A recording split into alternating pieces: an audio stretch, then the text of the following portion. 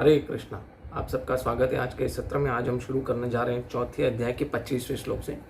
उससे पहले हम मंगलाचरण करते हैं। ओम अज्ञानतिमिरन्धस्य ज्ञानंजना शलाखया चक्षुरुन्मीलितं येन तस्मै श्री गुरुवे नमः। श्री चैतन्य मनोभीष्टं स्थापितं येन भूतले स्वयं रूप कदा मह्यं ददाति स्वपदान्तिकं वन्देहं श्री गुरो श्रीयुतपदकमलं श्री गुरून् वैष्णवांश्च श्री रूपम साग्र जातम सगण रघुनाथान्वितां तं सजीवं साद्वैतं सावधूतं परिजन सहितं श्री कृष्ण चैतन्य देवं श्री राधा कृष्ण पादाम श्री ललिता विशाखान्वितांश्च हे कृष्ण करुणा सिंधु दीन बंधु जगतपते गोपेश गोपिका कांता राधा कांता नमस्तुते तप्त कांचन गौरंगी राधे वृंदावनेश्वरी ऋषभानुसुते देवी प्रणमामि हरिप्रिय वांछा कल्पतरुभ्यश्च कृपा सिंधुभ्यैव च पतितानां पावनेभ्यो वैष्णवेभ्यो नमो नमः। अनंत कोटि वैष्णव वृंद की जय। श्री प्रभुपाद की जय। जय श्री कृष्ण चैतन्य प्रभु नित्यानंद श्री अद्वैत गदाधर श्रीवासदि गौर भक्त वृंद। हरे कृष्ण कृष्ण कृष्ण हरे हरे हरे राम राम राम हरे हरे।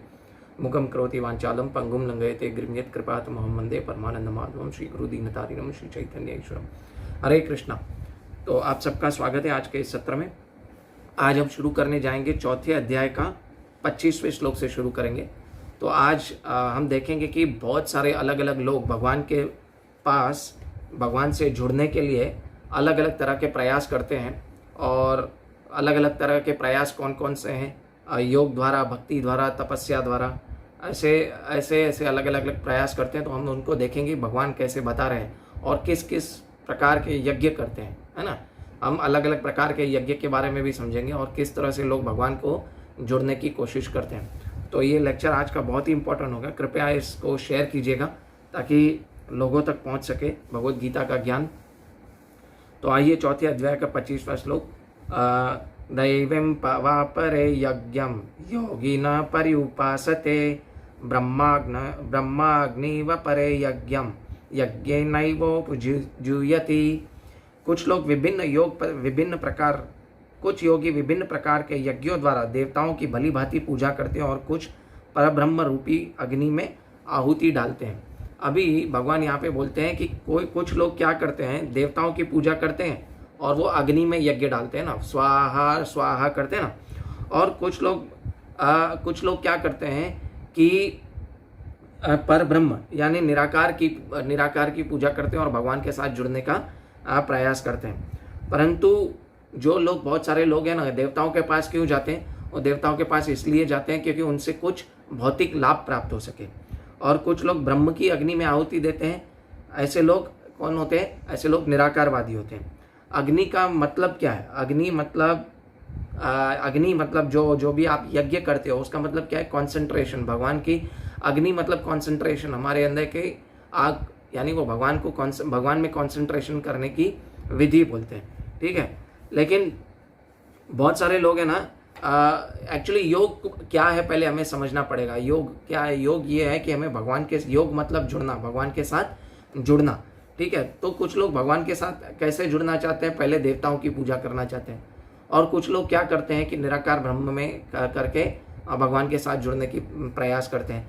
तो आइए हम ना इसको थोड़ा तात्पर्य पढ़ेंगे और समझने की कोशिश करेंगे, ठीक है। तो पहले अनुवाद फिर से पढ़ते हैं। कुछ योगी विभिन्न प्रकार के यज्ञों द्वारा देवताओं की भली भांति पूजा करते हैं और कुछ परब्रह्म रूपी अग्नि में आहुति डालते हैं। तो तात्पर्य में जैसा कि पहले कहा जा चुका है कि जो व्यक्ति कृष्ण भावनामृत होकर अपना कर्म करने के में लीन रहता है वह पूर्ण योगी है ना। जो व्यक्ति कृष्ण भावनामृत है, कृष्णा कॉन्शियसनेस है, वो पूर्ण योगी है ना। भगवान बता देना 6 अध्याय के 8वें श्लोक में, योगी नाम अपि सर्वेषां मद्गत अंतरात्मा नाम, है ना, श्रद्धावान यो भजन्ते माम समय युक्त आत्मो मतः, है ना। भगवान सर्वश्रेष्ठ योगी किसको मानते हैं? जो योगी क्या है कि श्रद्धावान भजन्ते यो माम, जो मुझे भजता है, ठीक है, जो मुझे हमेशा भजता है। और श्रद्धावान भजन्ते, श्रद्धा के साथ भजता है।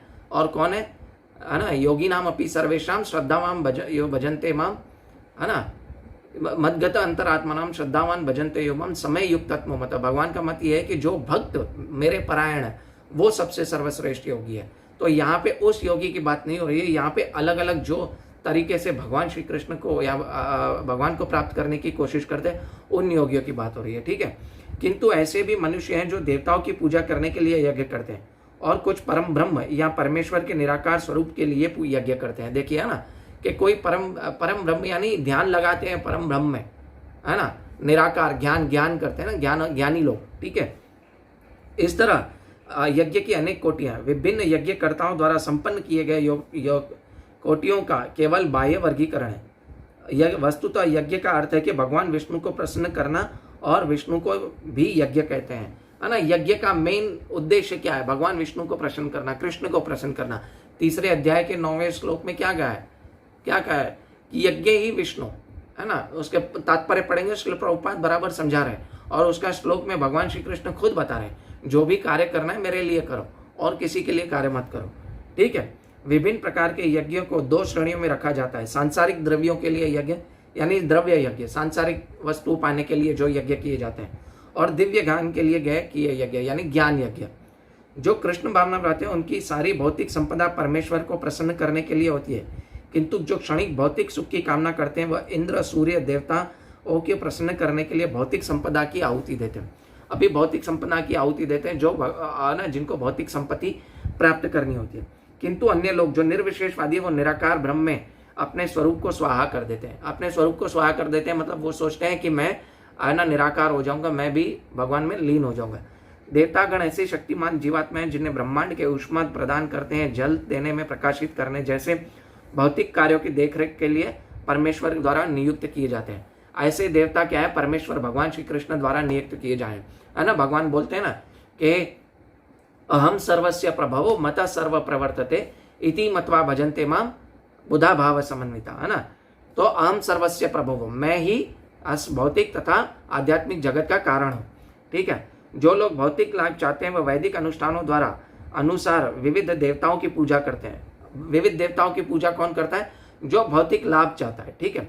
और ऐसे लोग बहिश्वरवादी कहलाते हैं। बहिश्वरवादी यानी सपोज मैं आपको एक इसका एग्जांपल देता हूँ। किसी की इच्छा पूरी नहीं हुई, बहिश्वरवादी यानी एक ईश्वर में बिलीव नहीं करते हैं, ठीक है। बहिश्वरवादी यानी वो लोग क्या सोचते हैं मतलब गणेश भी भगवान है, शिव जी भी भगवान है, ब्रह्मा जी भी भगवान है, वैष्णो देवी भी भगवान है, ये सब अलग अलग भगवान है, लेकिन उनको पता नहीं है भगवान सिर्फ कृष्ण है। भगवान क्या बोलते हैं भगवद गीता में? ये अपि अन्य देवता भक्ता यजन्ते श्रद्धान्विताः ते अपि मामेव कौन्तेय यजन्ते अविधि पूर्वकम। जो अलग अलग देवी देवताओं की पूजा करता है वो एक्चुअली में मेरी पूजा कर रहा है, परंतु वो त्रुटिपूर्ण ढंग से पूजा करता है। और दूसरा बहिश्वरवादी का ये होता है कि जैसे माता रानी के पास कुछ ख्वाहिश लेके गए, भौतिक इच्छा लेके गए, वो पूरी नहीं हुई तो वो क्या करेंगे, है ना, किसी और गणेश जी के पास चले जाएंगे। अगर वहाँ उनकी इच्छा पूरी नहीं तो किसी और देवता के पास चले जाएंगे, लेकिन उनका जो श्रद्धा है वो स्थिर नहीं रहती है, परंतु उनकी श्रद्धा सिर्फ देवताओं में रहती है। उनकी श्रद्धा क्या है ना, भगवान श्री कृष्ण में नहीं आती, क्योंकि भगवान श्री कृष्ण खुद 7वें अध्याय में कहते हैं जो अल्प ज्ञानी है वो देवी देवताओं की पूजा करते हैं। भगवान ने अल्प ज्ञानी बोला है जो देवी देवता की पूजा करते हैं। भगवान ने, है ना, उनको इंटेलिजेंट नहीं कहा है, उनको अल्प ज्ञानी कहा है, लेस इंटेलिजेंट कहा है, ठीक है ना। अभी दूसरे शब्दों में सकाम कर्मी भौतिक सुख के लिए अपनी भौतिक संपत्ति का यज्ञ करते हैं, किंतु निर्विशेषवादी के लिए यज्ञाग्नि ही परब्रह्म है जिसमें आत्मस्वरूप का विलय ही आहुति है। अभी बहुत सारे जो निर्विशेषवादी है वो क्या करते हैं, वो ऐसे करते हैं कि मैं भगवान में लीन हो जाऊंगा, मेरा अस्तित्व खत्म हो जाएगा। लेकिन भगवान दूसरे अध्याय के 11वें श्लोक में क्या कहते हैं? तुम्हारा अस्तित्व, मेरा अस्तित्व, किसी का अस्तित्व खत्म नहीं होता। तो यहाँ पे भी उस फिलोसॉफी को, जो मायावाद फिलोसॉफी, निर्विशेषवादी फिलोसॉफी को भगवान वहां पे काट रहे हो, श्रील प्रभुपाद यहाँ पे काट रहे हैं, ठीक है। किंतु अर्जुन जैसा कृष्ण भावना भावित व्यक्ति कृष्ण को प्रसन्न करने के लिए सर्वस्व अर्पित कर देता है। यानी अर्जुन जैसा, यानी जो भी भगवान का शुद्ध भक्त हो वो क्या करता है ना, भगवान को सब कुछ अर्पित कर देता है, अपना अर्पित कर देता है। इस तरह उसकी सारी भौतिक संपत्ति के साथ साथ आत्मस्वरूप कृष्ण के लिए अर्पित हो जाता है। वह परम योगी है, किंतु उसका पृथक स्वरूप नष्ट नहीं होता। देखिए आया ना, उसका अपना स्वरूप, पृथक स्वरूप नष्ट नहीं होता। पृथक यानी अलग, वो हमेशा अलग रहता है। आत्मा का अपना अलग अस्तित्व है, वो हमेशा रहता है, ठीक है। वो उसका पृथक स्वरूप कभी नष्ट नहीं होता, ठीक है। श्रील प्रभुपाद यहाँ पे बता रहे हैं, और इसकी पुष्टि भगवान श्री कृष्ण भगवद गीता में बहुत बार करते हैं, जिसमें मुझे सिर्फ एक श्लोक अभी याद आ रहा है। दूसरे अध्याय के 11वें श्लोक में भगवान कहते हैं कि ऐसा कभी नहीं हुआ कि तुम न रहे हो मैं न रहा हूं, और ऐसा कभी ना होगा कि तुम नहीं रहोगे और मैं न रहूंगा। यानी भगवान वहां पे बता रहे हैं आत्मा हमेशा रहती है, आत्मा कभी ब्रह्म में लीन नहीं हो जाती, ठीक है। अभी 26वें श्लोक में पढ़ेंगे अलग प्रकार का यज्ञ कौन सा है कि श्रोत आदीनि इंद्रियाणि अन्ये संयम अग्निषु जूयति शब्द आदिन विषयान अन्य इंद्रिय अग्निशु जूयति। अभी भगवान श्री कृष्ण यहाँ पे क्या बता रहे हैं, इनमें से कुछ विशुद्ध ब्रह्मचारी, ब्रह्मचारी यानी श्रवण आदि क्रियाओं तथा इंद्रियों को मन में नियंत्रण रूपी अग्नि से स्वाहा कर देते हैं। तो दूसरे लोग नियमित यानी नियमित गृहस्थ, जो लोग हम आप जैसे गृहस्थ लोग, ठीक है, इंद्रिय विषयों को इंद्रियों की अग्नि में स्वाहा कर देते हैं। ठीक है, अभी भगवान यहाँ पे बता रहे हैं कुछ संयमी लोग, है ना, संयम की अग्नि किसका उपयोग करते हैं, संयम की अग्नि ब्रह्मचारी लोग क्या करते हैं कि श्रवण आदि कीर्तन से, श्रवण आदि की मूल आधार है, श्रवण आदि की अग्नि से वो क्या करते हैं, कि वो है ना सोचते हैं कि 25 साल की उम्र तक उन्हें ब्रह्मचारी रहना चाहिए। ठीक है, तो वर्णाश्रम की शुरुआत कहाँ से होती है, ब्रह्मचारी से होता है। उसे अग्नि इसलिए कहा जाता है क्योंकि वो सब क्या करते हैं, सब पाप कर्मों को भस्म कर देते हैं, और दूसरा वो उससे क्या होता है कि भगवान श्री कृष्ण की प्राप्ति होती है।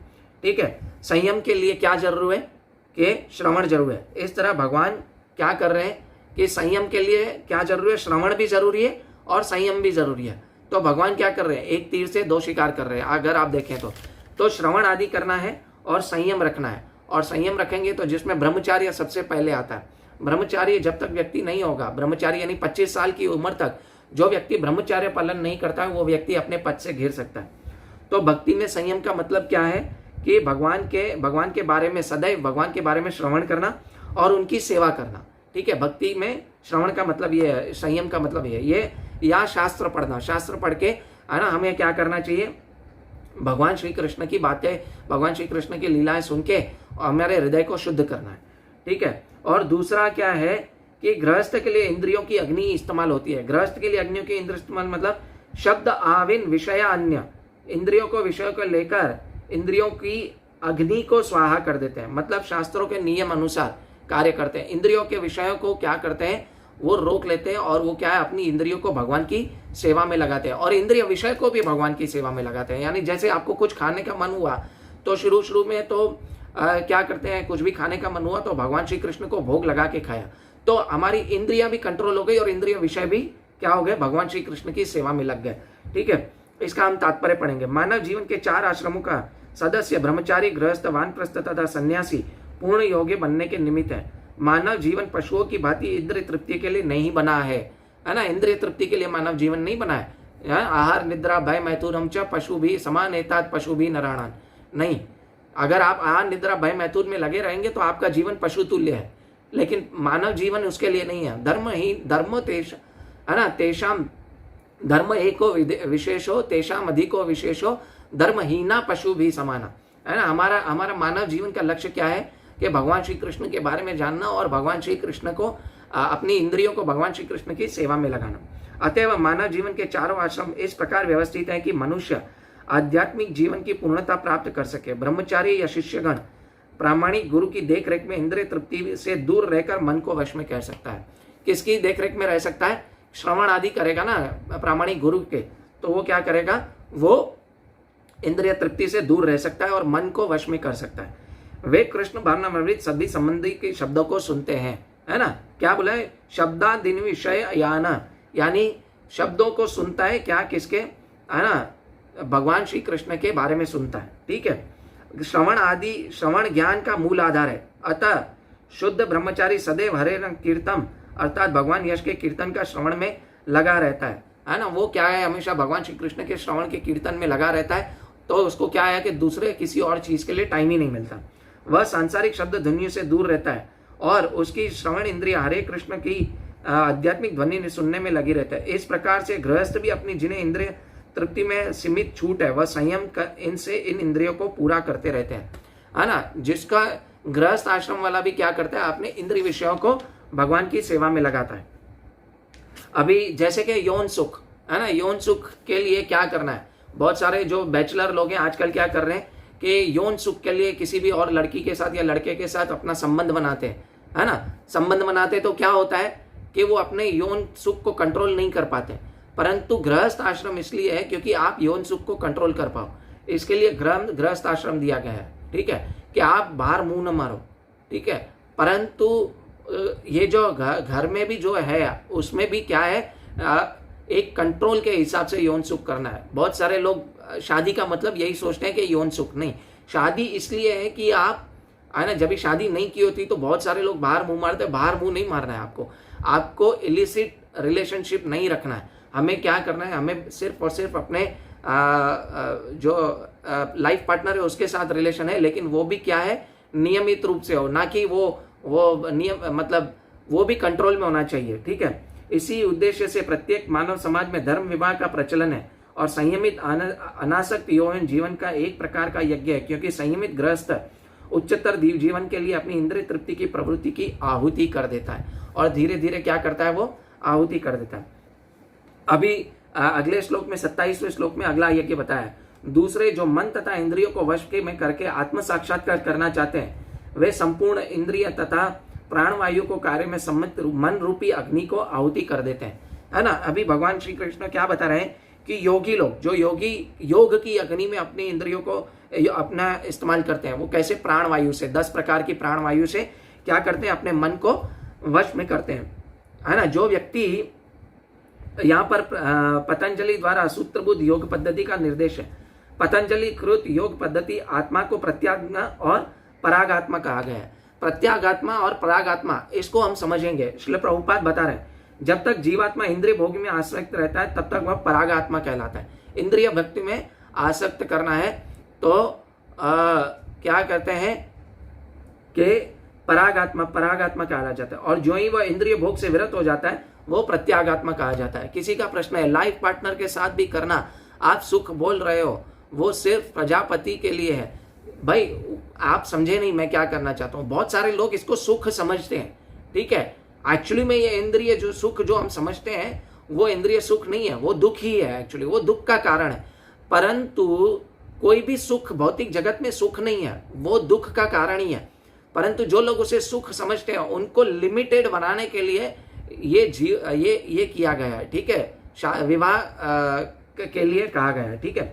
जीवात्मा के शरीर में 10 प्रकार के वायु कार्यशील होती है और वो श्वास प्रक्रिया द्वारा जाना जाता है। पतंजलि योग पद्धति की इस तरह से के वायु के द्वारा अपनी तकनीकी रूप में नियंत्रित किया जाता है और अंततः वायु से भी आंतरिक कार्य आत्मा को भौतिक आसक्ति से शुद्ध करने में सहायक बन जाए, ठीक है। तो क्या है कि कोई प्राणवायु द्वारा अपने आप को है ना ये करता है, आहुति देता है, इसलिए वो उस तरह से भगवान को प्राप्त करने की कोशिश करता है। अभी भगवान आगे बता रहे हैं कि द्रव्य योग्य तप यज्ञ योग यज्ञ तथा अपरे स्वाध्याय यज्ञ ज्ञान यज्ञ यतभी संशित व्रता। अभी कठोर व्रत अंगीकार करने में कुछ लोग अपनी संपत्ति का त्याग करते हैं, कुछ कठिन तपस्या द्वारा और कुछ अष्टांग योग पद्धति द्वारा अभ्यास द्वारा और तथा कुछ लोग दिव्य ज्ञान में उन्नति करने के लिए वेदों का अध्ययन द्वारा प्रबुद्ध बनते हैं। अभी यहाँ पे 4 चीजें बताई गई हैं। द्रव्य यज्ञ यानी संपत्ति का यज्ञ, यानी कुछ लोग अनाथाश्रम खोलेंगे, विद्यापीठ खोलेंगे, वृद्धाश्रम खोलेंगे। उसका मतलब है कि वो अपने दान को शुद्ध करते हैं। आजकल के लोग ऐसे दान करते हैं, वो अपनी संपत्ति को शुद्ध करने के लिए दान नहीं कर रहे हैं। आजकल के लोग दान किसके लिए करते हैं? अहंकारवश दान करते हैं, है ना। आजकल के लोग दान करते हैं, मैंने दान किया, अहंकारवश दान करते हैं। लेकिन दान करना अच्छी वस्तु है, परंतु वो अहंकारवश दान नहीं होना चाहिए। वो दान होना चाहिए रूल्स और रेगुलेशंस फॉलो करके होना चाहिए। दान किसके हिसाब से होना चाहिए? शास्त्रों के हिसाब से होना चाहिए, ठीक है। कुछ लोग तपो यज्ञ द्वारा, यानी सब कुछ वेदों के अनुसार होना चाहिए, तपो यज्ञ, है ना, तपो यज्ञ करते हैं। और आजकल के लोगों की तरह नहीं कि जो अपने हिसाब से यज्ञ करें, ठीक है। कुछ स्वाध्याय यज्ञ करते हैं। स्वाध्याय यज्ञ यानी शास्त्र पढ़ के करते हैं। लेकिन इन सब यज्ञों का मेन उद्देश्य क्या होता है? इन सब लोगों का मेन उद्देश्य ये होता है कि भगवान श्री कृष्ण को जानना। यहाँ पर भगवान ढोंगी लोगों की बात नहीं कर रहे हैं ना, जो ढोंग अहंकारवश दान करते हैं, अहंकारवश है ना दिखावे के लिए ज्ञान यज्ञ करते हैं, तपो यज्ञ करते हैं, स्वाध्याय यज्ञ करते हैं, नहीं, ठीक है। यहाँ पर भगवान किसके लिए है ना, जो जेन्युइन यज्ञ करते हैं उनकी बात हो रही है, ठीक है। लेकिन भक्त क्या करता है? भक्त संकीर्तन यज्ञ करके भगवान को प्राप्त करने की कोशिश करता है, ठीक है। इसका तात्पर्य पढ़ना आप, एक्चुअली मैंने आपको शॉर्ट में समझा लिया ये तात्पर्य, ठीक है। और 29वें श्लोक में क्या कह रहे हैं भगवान श्री कृष्ण कि कुछ लोग अन्य लोग भी जो समाधि में रहने के लिए श्वास को रोके रखते हैं, प्राणायाम और वह अपने प्राण को और प्राण में अपान को रोकने का अभ्यास करते हैं, और वह अपने अंत में प्राण अपान को रोककर समाधि में रहते हैं। अन्य योगी कम भोजन करके भी प्राण की आहुति करते हैं, है ना। अभी बहुत सारे लोग क्या करते हैं, प्राण अपान वायु करके ध्यान करते हैं, वो भी एक यज्ञ है, ठीक है। पर यहाँ पर क्या है, योग पद्धति की बात हो रही है, इसका मेन ज़्यादा उल्लेख 6th चैप्टर में आएगा, ठीक है। तो इसको हम ज़्यादा नहीं समझेंगे, क्योंकि इसका भक्ति योग से कोई लेना देना नहीं है, ठीक है। क्योंकि भक्त लोग क्या करते हैं, भक्ति योग क्या करते हैं, भक्त लोग भगवान श्री कृष्ण की सेवा करते हैं और अपने सारी इंद्रियों को भगवान श्री कृष्ण के सेवा में लगाते हैं। तो वो क्या, और वो संकीर्तन यज्ञ करते हैं, भगवान श्री कृष्ण के कीर्तन का यज्ञ करते हैं। तो यहाँ पर वो योग हठ योग की बात हो रही है, ठीक है। तो अभी भगवान श्री कृष्ण बता रहे हैं 30वें श्लोक में कि ये सभी लोग यज्ञ करने वाले यज्ञों का अर्थ जानने के कारण पाप कर्मों से मुक्त हो जाते हैं और यज्ञों के फल रूपी अमृत को चखकर परम दिव्य आकाश की ओर बढ़ जाते हैं। भगवान क्या बोल रहे हैं कि जो अभी ये लोग यज्ञ करते हैं, इनका मेन लक्ष्य क्या है, यज्ञ का मेन लक्ष्य क्या है, भगवान श्री कृष्ण को जानना। परम दिव्य आकाश को प्राप्त करने का मतलब क्या है, भगवान श्री कृष्ण के धाम को प्राप्त करना, है ना। जो भी ये यज्ञ करते हैं तो उनका मेन फोकस क्या रहता है, इनमें 2 वस्तु मेन है। क्या है, एक तो पाप फलों से भस्म हो जाते हैं, पाप फलों से मुक्त हो जाते हैं, और दूसरा क्या होता है कि वो भगवान श्री कृष्ण को प्राप्त करते हैं, भगवान के धाम को प्राप्त करते हैं, है ना। इंद्रियों को संयम में रहना जरूरी है, इंद्रिय निग्रहण जरूरी है, नहीं तो हम क्या हो जाएंगे, भोगी बन जाएंगे, ठीक है। इसलिए इंद्रिय निग्रहण नहीं होगा जब तक, इंद्रियां जब तक भगवान की सेवा में नहीं लगेंगी तब तक हम पाप कर्मों को भस्म नहीं कर सकेंगे, पाप कर्मों से मुक्त नहीं होंगे।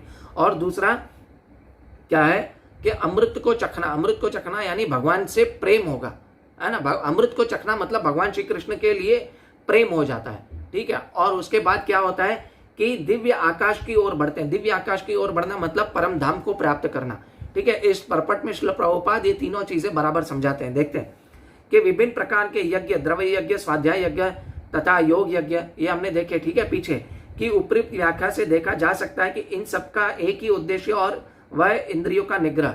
इंद्रिय निग्रहण मतलब क्या है, भगवान श्री कृष्ण की सेवा में अपनी इंद्रियों को लगाना। क्योंकि इंद्रिय निग्रहण नहीं होगा तब तक हम पाप कर्मों से मुक्त नहीं होंगे। जब तक पाप कर्मों से मुक्त नहीं होंगे तो भगवान श्री कृष्ण से प्रेम नहीं होगा, और जब तक भगवान श्री कृष्ण से प्रेम नहीं होगा तब हम भगवत धाम तक इस जन्म मृत्यु के चक्कर से छूट नहीं पाएंगे, ठीक है। इंद्रिय तृप्ति ही भौतिक अस्तित्व का मूल कारण है ना। इसका एक मस्त सिंपल एक ही सेंटेंस में श्रील प्रभुपाद ने बहुत कुछ बता दिया। इंद्रिय तृप्ति ही भौतिक अस्तित्व का मूल कारण है। यानी हम लोग क्या करना चाहते थे कि भगवान श्री कृष्ण से अलग होके, है ना, भोग करना चाहते थे। तो फिर क्या होता था कि हम, है ना, भगवान ने इस भौतिक जगत बनाया हमारे लिए भोग करने के लिए, परंतु separately we wanted to enjoy separately from Shri Krishna. तो ये हमारे दुख का कारण है, ठीक है। हमारे मेन भौतिक अस्तित्व का कारण हमारा इंद्रिय सुख है, ठीक है, इंद्रिय तृप्ति है, ठीक है। अतः जब तक इंद्रिय तृप्ति से भिन्न धरातल पर स्थित न हुआ जाए तब तक सच्चिदानंद के नित्य धरातल तक ऊपर उठ पाना संभव नहीं है, है ना। जब तक हम भगवान श्री कृष्ण की सेवा नहीं करेंगे तब तक इस भौतिक धरातल से ऊपर उठना सेवा, है ना, कोई संभव नहीं है, ठीक है। यह धरातल नित्य आकाश या ब्रह्म आकाश में है। यह धरातल नित्य आकाश ब्रह्म आकाश में है ना। भगवान श्री कृष्ण 15 अध्याय के 6ठे श्लोक में क्या बोलते हैं, ये गत्वा न निवर्तन्ते तद्धामम परमम मम। जो मेरे परम धाम को आता है वो, है ना, वापस नहीं जाता। आ ब्रह्म भूवानु लोका पुनरावर्तिनो अर्जुन, है ना। भगवान क्या बोलते हैं, अगर कोई मेरी सेवा नहीं करता है तो आ ब्रह्म भूवानु लोका पुनरावर्तिनो अर्जुन। वो क्या करता है, ऊपर उच्चतर लोक से लेकर निम्नतर लोक में आता रहता है, जन्म मृत्यु का चक्कर ही मिल पाता है। क्यों? क्योंकि वो क्या कर रहा है, क्योंकि वो मेरी भक्ति नहीं कर रहा है ना। इसलिए यह धरातल नित्य आकाश या ब्रह्म आकाश का है। उपयुक्त सारे यज्ञों से संसार के पाप कर्मों से विमल हुआ जा सकता है, ठीक है। हमारा इस सारे यज्ञों का मेन उद्देश्य क्या है, पाप से मुक्त होना। और जीवन में इस प्रगति से मनुष्य न केवल सुखी और ऐश्वर्यवान बनता है अपितु अंत में निराकार ब्रह्म के साथ तदात्म्य द्वारा या श्री भगवान श्री कृष्ण की संगति द्वारा प्राप्त करके भगवान के शाश्वत धाम को प्राप्त करता है ना। नित्य आकाश मतलब क्या है ना, दिव्य आकाश की ओर बढ़ना मतलब भगवत धाम को प्राप्त करना है। यहाँ पे आ गया, ठीक है। अभी 31वां श्लोक भगवान क्या बोल रहे हैं, हे कुरु श्रेष्ठ, है ना, नायम लोक अस्ति अयज्ञस्य कुतः अन्य कुरु सत्तम। यानी भगवान क्या बोल रहे हैं कि हे कुरुश्रेष्ठ, जब यज्ञ के बिना मनुष्य इस लोक में या इस जीवन में ही सुख पूर्वक नहीं रह सकता तो फिर अगले जन्म में कैसे रह सकेगा। भगवान श्री कृष्ण बोल रहे हैं कि जो व्यक्ति है ना धर्म अर्थ काम मोक्ष का मार्ग दिखलाकर बाहर निकलने का अवसर को नहीं जान सकता, वो व्यक्ति क्या है, वो व्यक्ति कभी भी इस धरातल पे तो क्या कहीं और भी सुखी नहीं रह सकता। कहीं उच्चतर लोक में चला जाए, स्वर्ग लोक चला जाए या ब्रह्मलोक चला जाए, है ना, वो कभी भी सुखी नहीं रह सकता, है ना। ठीक है, तो मनुष्य इस लोक में चाहे जिस रूप में रहे वह अपने स्वरूप से अनभिज्ञ रहता है।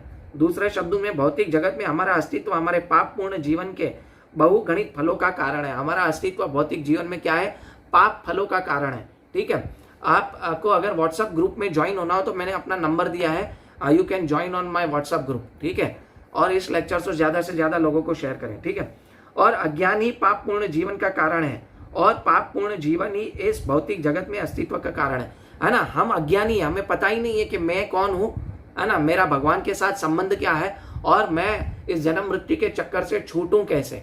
ठीक है, ये हमें अज्ञान है। पहले अज्ञान ये है कि मैं कौन हूं, यही पता नहीं है।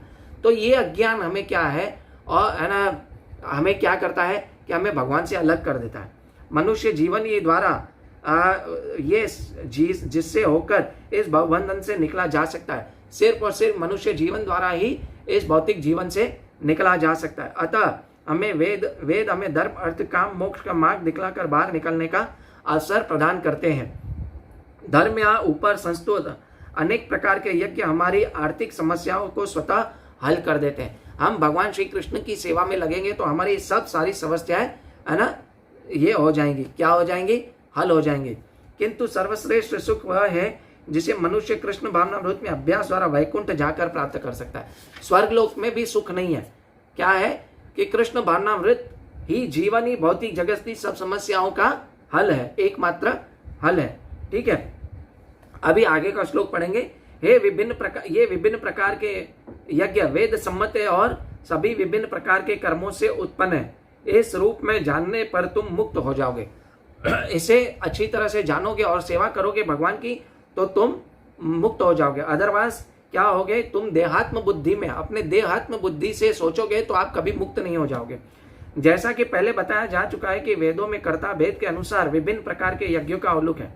क्योंकि लोग देहात्म बुद्धि में लीन है, अतः इन यज्ञों की व्यवस्था इस प्रकार की गई है कि मनुष्य अपने शरीर मन अथवा बुद्धि के अनुसार संपन्न कर सके। हर कोई अपने इंटेलिजेंस द्वारा इस यज्ञों को संपन्न कर सके, इसलिए अलग अलग यज्ञ दिए गए हैं। परंतु सबसे बड़ा यज्ञ क्या है कि संकीर्तन यज्ञ, भगवान श्री कृष्ण को सेवा करना। किंतु देह से मुक्त होने के लिए इन सब का विधान है। इसकी पुष्टि यहाँ पर भगवान अपने श्री मुख से ही की है ना। ठीक है, भगवान ने अपने श्री मुख से ये सब पुष्टि कर दी है। ठीक है, आज का आखिरी श्लोक है। ठीक है, हे परंतप द्रव्य यज्ञ से ज्ञान यज्ञ श्रेष्ठ है। हे पार्थ, अंततो गत्वा सारे कर्मों का अवसान दिव्य ज्ञान में होता है ना, अवसान दिव्य ज्ञान में होता है। ठीक है, भगवान श्री कृष्ण बता रहे हैं कि मतलब कर्म योग का अंततः क्या है, ज्ञान योग, है ना। ज्ञान नहीं होगा, कर्म ज्ञान के साथ अगर हम कार्य नहीं करेंगे तो वो कर्म व्यर्थ है ना। कुछ लोग बिना समझकर ज्ञान कर्म योग करते हैं, नहीं, हमें ज्ञान के साथ कर्म योग करना है। तो क्या होगा कि भौतिक स्तर से हम ऊपर उठ जाएंगे। अगर हम सेवा नहीं करेंगे, ज्ञान के साथ सेवा नहीं करेंगे, कर्म योग नहीं करेंगे, तो हम क्या होगा कि हम इस भौतिक जगत में फंसते रहेंगे। ठीक है, और इससे पिछले श्लोक में हमने देखा कि पाप को नष्ट कर देता है। पाप को नष्ट करने का मतलब क्या है कि हम अलर्ट हो जाएंगे और क्या करेंगे, हम सिर्फ और सिर्फ भगवान श्री कृष्ण के लिए कार्य करेंगे। ठीक है, इसका थोड़ा तात्पर्य पढ़ेंगे और आज हम इस सत्र को अंत देंगे।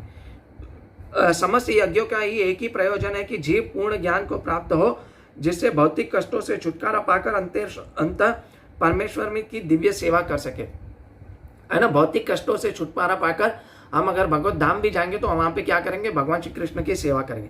तो भी इन सारे यज्ञों की विविध क्रियाओं का में रहस्य भरा हुआ है और मनुष्य को यह रहस्य जान लेना चाहिए। कभी कभी कर्ता की श्रद्धा के अनुसार यज्ञ विभिन्न रूप धारण कर लेते हैं।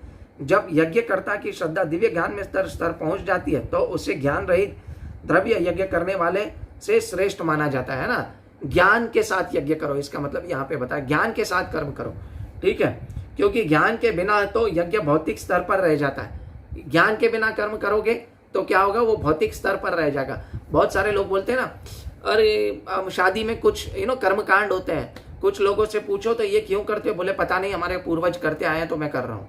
नहीं, ज्ञान के साथ करो, पता होना चाहिए कि ये क्यों कर रहे हैं, ठीक है। अगर उसके पीछे कोई वैदिक कारण नहीं है तो उसको ना करें, क्योंकि कुछ होते लोकाचार, कुछ होते देवाचार, है ना। तो हम बहुत सारे कार्य क्या कर रहे हैं, लोकाचार के हिसाब से कार्य कर रहे हैं, तो उनको छोड़ देना चाहिए, ठीक है। जब यज्ञकर्ता की श्रद्धा दिव्य ज्ञान का स्तर पहुंच जाती है तो उससे ज्ञान रहित द्रव्य करने से श्रेष्ठ माना जाता है, क्योंकि ज्ञान के बिना यज्ञ भौतिक स्तर पर रह जाता है और इनसे कोई आध्यात्मिक लाभ नहीं हो पाता।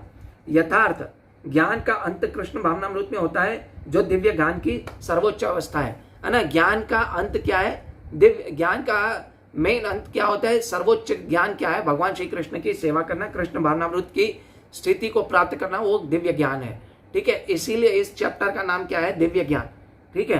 तो ज्ञान की उन्नति के लिए बिना यज्ञ मात्र भौतिक कर्म बन जाता है, किंतु जब उसे दिव्य ज्ञान के स्तर पर पहुंचा जा दिया जाता है तो सारे कर्म आध्यात्मिक स्तर पर पहुंच जाते हैं, ठीक है। ज्ञान के बिना कार्य करोगे तो वो क्या सिर्फ भौतिक कर्म बन जाएंगे या कर्म कांड बन जाएंगे, लेकिन हमें भगवान श्री कृष्ण के लिए कार्य करेंगे, ज्ञान से कार्य करेंगे तो वो आध्यात्मिक स्तर पर पहुंच जाते हैं। और चेतना भेद के अनुसार ऐसे यज्ञ कर्म कभी कभी कर्म कांड कहलाते हैं। देखिए आगे ना श्रील प्रभुपाद लिख रहे हैं कर्म कांड कहलाते हैं, ठीक है, और कभी ज्ञान कांड कहलाते हैं। यज्ञ वही है, श्रेष्ठ है जिसका अंत ज्ञान में हो, है ना। ज्ञान के साथ यज्ञ करो, भगवान श्री कृष्ण की सेवा करो, तो क्या है, वो एक्चुअल यज्ञ है, ठीक है।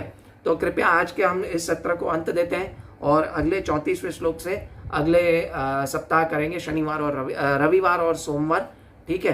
तो कृपया मुझे यहाँ पे क्षमा करें अगर कुछ भी गलती हो गई है, तो मैं अपने हृदय की शुद्धि के लिए ही कर रहा था, ठीक है। यहाँ हालांकि मैं इस व्यासासन पे बैठने के लायक नहीं हूँ, परंतु मेरे गुरु महाराज और श्रील प्रभुपाद के आदेशों का और उनका मैसेज ऐसे के वैसे ही पहुँचाने के लिए मैं सेवा कर रहा हूँ।